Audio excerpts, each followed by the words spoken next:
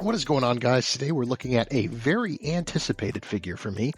As you guys know, Phil and I are classic SH Figuarts fanboys. We love them. I don't care what slop they put out. You guys know we're going to buy them. And will we hate ourselves for it? Probably. But it looks like this is going to be a banger. This is the new SH Figuarts Demon Slayer Tanjiro Kamado. And the most... I'll give you a little spoiler. Just a little one. The best thing about this figure is the price point. This comes in at $35, $34.99 USD. You can find this guy at Walmart. Yeah, I am dead serious. I know. I'm speechless. I'm shocked. I know you are too.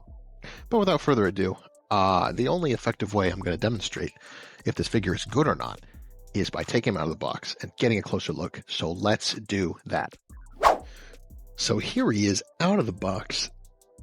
The Demon Slayer himself, Tanjiro Kamado. Now, I will preface this with saying the articulation here is a little funky. We're going to go through it. There's some stuff I really like and some stuff I'm not a big fan of. So the first obvious thing is this is not cloth. And I would have liked to have seen a cloth, but for the price point, I do understand. There's some very creative engineering in here and some kind of weird engineering that I'm not sure if I love or hate. But starting with the neck, he does have a double ball peg at the neck and the head, so he can look up about that far. You can't really look. Actually, no, I was wrong. This is a static, but wait a minute. No, it moves. Oh, okay, I guess it was a little stuck. Never mind. So he looks down about that far. Let's see.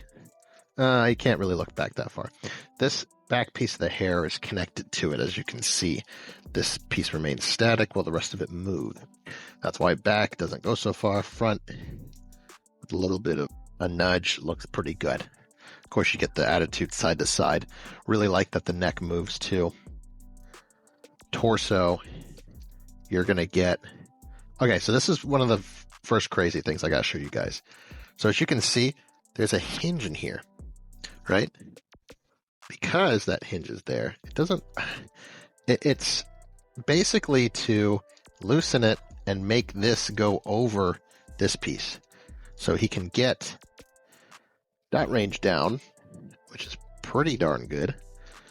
And while it doesn't look great, he can get this range back. Does not look good here, but from the side or from the back, that looks pretty good.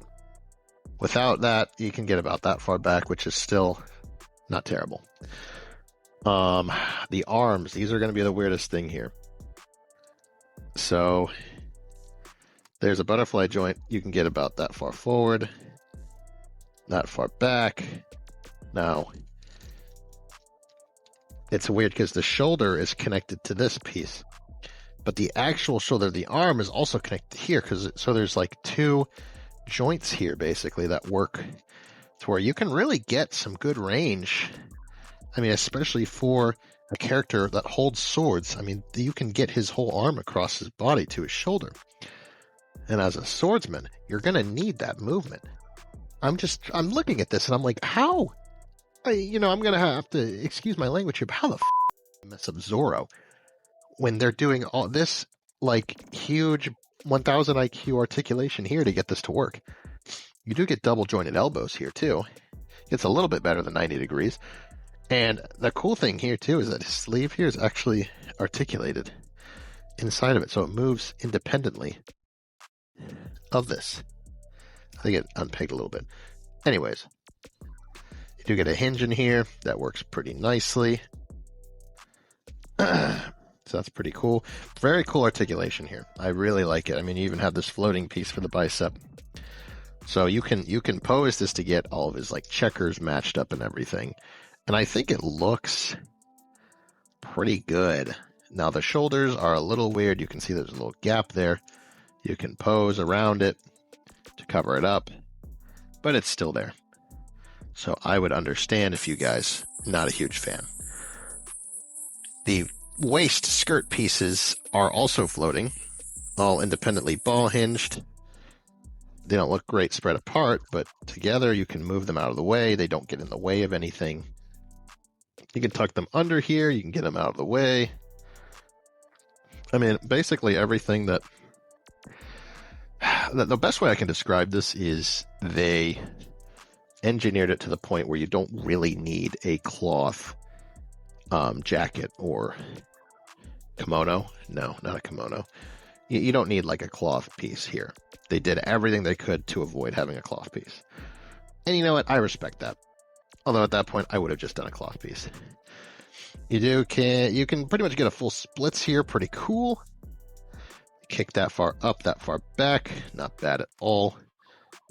This basically, it's a single jointed, but it basically acts as a, excuse me, it basically acts as a double jointed knee. You can get a bunch of range out of that.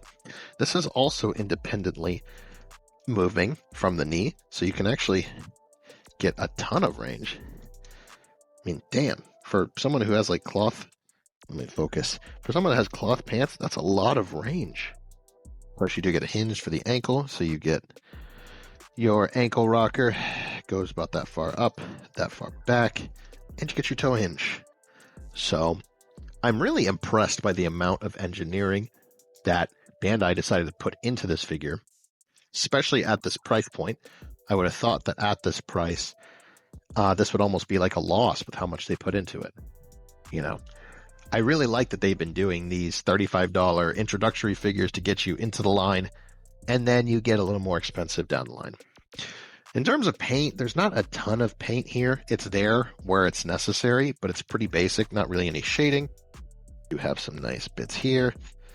The head looks great. We'll take a look at the other heads too. Overall, the aesthetic here is great. Let's go ahead and talk about the accessories, and we will start with those other faceplates.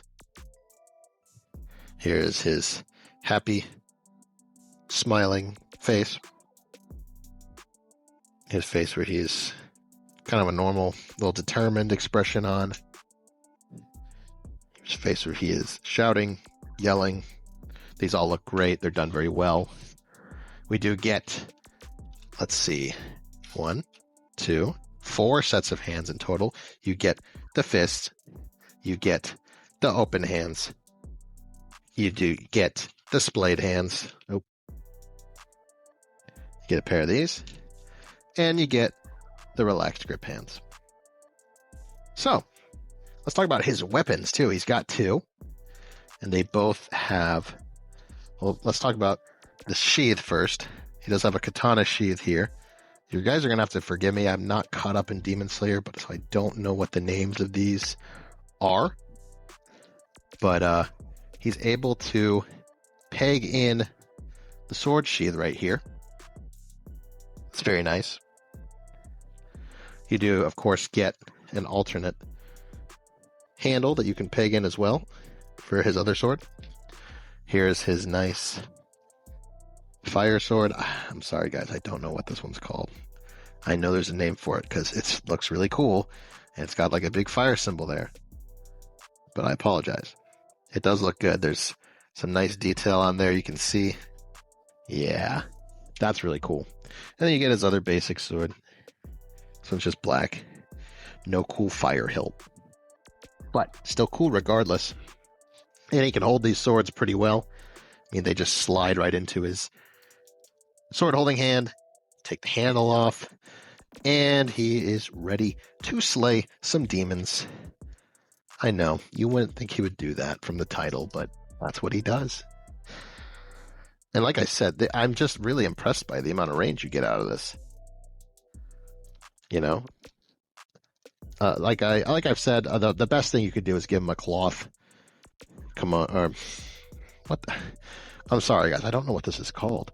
A cloth jacket, and that would work the best. But they've done everything here that they can to make it work and still look great. So overall, I'm going to be giving Tanjiro Kamado from SH Figuarts, I'm going to be giving him a 9 out of 10. I know, that's a pretty rare rating, but he deserves it. They did a ton here. That's awesome.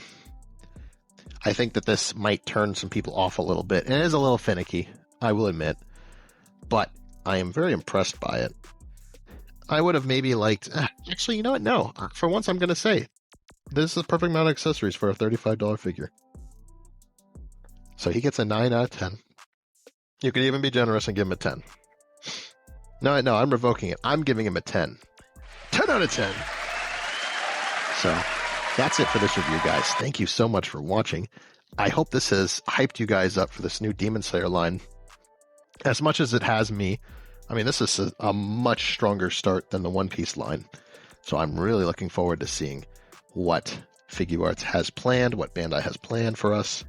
And I'm very excited for this lineup from this first release. Next up is Nezuko. They have revealed a couple more down the pipeline, and you know that we will be taking a look at them. But until then, please remember to like, comment, subscribe, share. If you disliked it, let me know why down in the comments below. Always open to constructive criticism. And until then, I will see you guys in the next video.